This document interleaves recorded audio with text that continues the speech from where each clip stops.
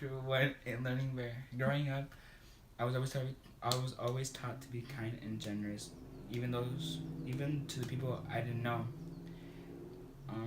But to never let people take advantage of my generosity is all. And this is why I compare myself to a bear. Because when I was young, my mom, and the rest of my family, of course, went to the zoo, and I would always go to the bear cage, and she would say, you're a lot like the bear than you think, and me being a little kid saying, but I don't have black fur or four legs. I said, not in that, you dummy. It isn't the way you care for your young ones or family members, but never let anyone hurt them or anyone hurt you, just like the way the bear defends itself and its loved ones.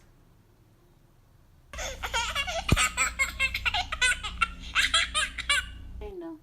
Chapter 2, my family. As most families that come here to the United States, they look for a better future or for a better future for their kids. My parents originally met here, and I believe it's the most cheesiest way. They were neighbors, like they lived across from each other. They did it for 2 years, and then they got married on December 8th of 2001. And then a year later, I came out, of course, on October 31, 2002. And then they waited 2 years to have my little brother, which he is 13, not that little. And then my little sister, which she is 11. And yeah, in total, it's three of us. I'm the oldest, and then my mom, my dad, which is five in total. My little brother, he's an 8th grader at Oxford, and my little sister is a 5th grader at Thomas Jefferson Elementary. And which, of course, by the age differences, we have our arguments, but at the end, we are still a loving family. Chapter 3, the future Olympic volleyball player. This chapter was about childhood dreams, and being an Olympic player was one of my childhood dreams. My favorite sport to watch and play is volleyball. I've been playing it since I was at South. I've been playing in 7th grade, 8th grade, and right now, since I'm a 10th grader, I've been playing it for 4 years. I always used to like watching the Olympic volleyball team play, but they only play every 4 years. But no matter what time of day they played, at 1 in the morning, or because they played across the world, I always used to be up and watching them because I like the players and how they play, and they used to be an inspiration to me because like what I always used to dream was like one day I may be up there playing next to one of them. My happy place. Growing up, I like traveling, I like exploring, but I believe that my favorite happy place in the whole wide world, it's not Disneyland, it's the Angel Stadium. Because growing up, my grandpa used to play baseball, and my dad would always used to take me to watch his games. He wouldn't play like big games, just him and his friends doing scrimmaging, but they would wear uniforms and look like a real team. And then when I got old enough, my dad used to take me to baseball games with him. We used to go like every Saturday or every time they played home against the Dodgers. It would get crowded, but I loved it because we always used to go with my family and my cousins. And it would just be me and my cousins laughing or screaming for our favorite team or hoping we catch a home run if they ever hit one. And yeah, and then we always used to go buy food. It'd just be an amazing place to be. And I'll forget all about my stress, no problems. It's just me, the fans, rooting for our favorite team, and hoping we catch a home run at the end of the day.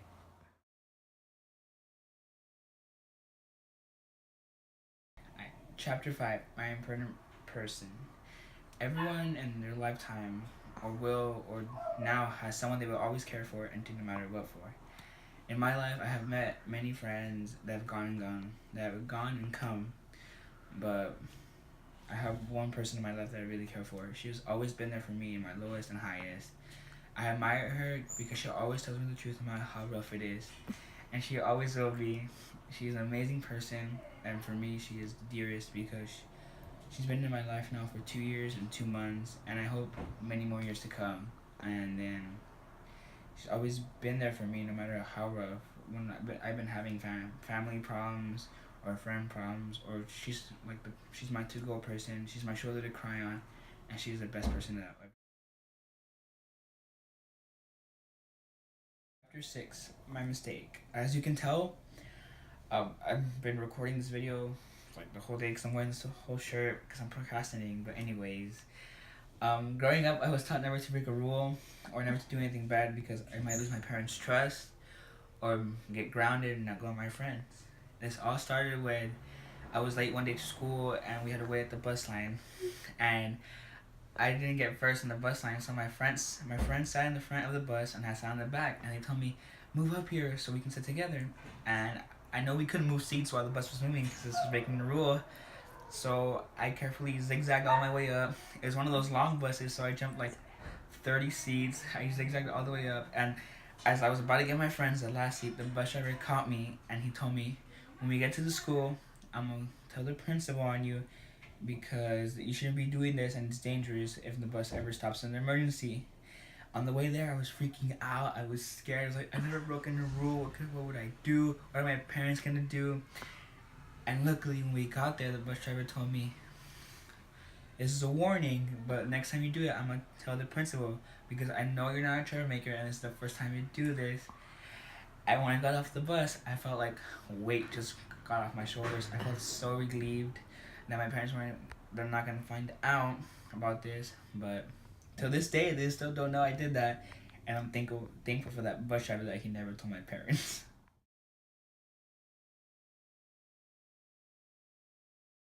Chapter 7, Generations. Growing up, I found out that my parents got less and less strict as time passed because when I was young, they used to be strict on me that I always used to be like number one in my class, get good grades, read all the books, turn in homework on time, no missing assignments, and always clean my room, do the dishes, help out. But when my baby brother grew up, they were strict on him on the grades, but less on the more chores and helping out the family. And then when my sister started getting into grade school, they started getting less strict on her. Like they didn't care if she did her homework or not, and if they found out, they'll be like, "Oh, don't worry, just turn it in on time." But if I did that, I'll get grounded. They'll get mad at me, and they won't let me go out with my friends. But my sister, she can still go out with her friends and ride her bike with them, and then have missing assignments at school, talk back to them, still have her phone, and I'm just like,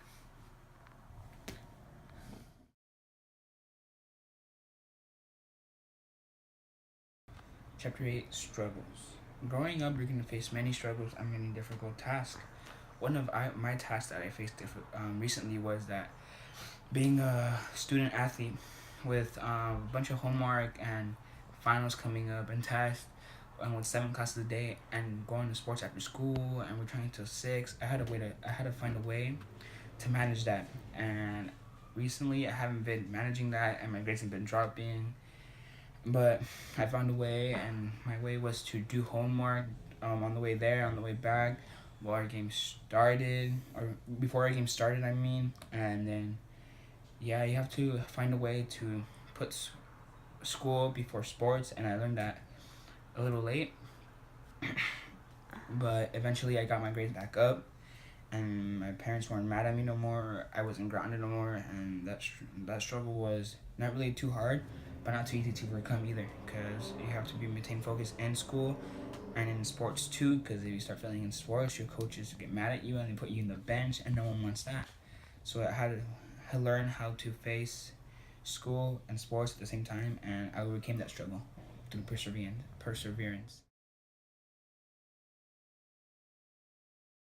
Chapter 9, Tigger or Igor. I believe that most of the time I am a Tigger because no matter how hard problems face me or how hard reality hits me, I always have a smile on my face and persevere through problems. You have to surround. The key to this is that you have to surround yourself with people who care about you and always will listen to you and be a shoulder to cry on.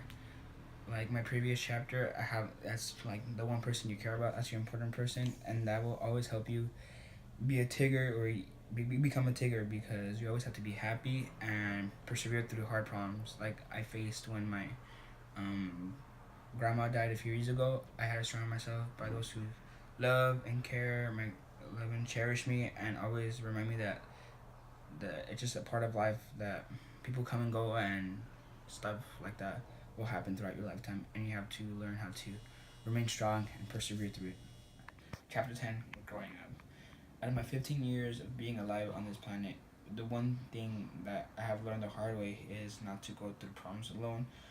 That to always have someone by your side so you can persevere through it and overcome the problem.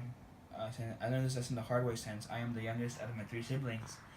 Growing up and facing problems, I never had no one to talk to, and I wasn't really too much social in school. And I had to go to my parents or my mom or my dad, but they didn't really know much about middle school or high school life. And when my siblings were growing up, I told them not to go through problems alone because that can make them stressed and not focus in school. So I told them if you guys ever need help with anything, you guys can come to me. You guys can trust me because part of growing up is facing problems and overcoming them, either the hard way or being smart about them and having someone by your side going through those struggles with you.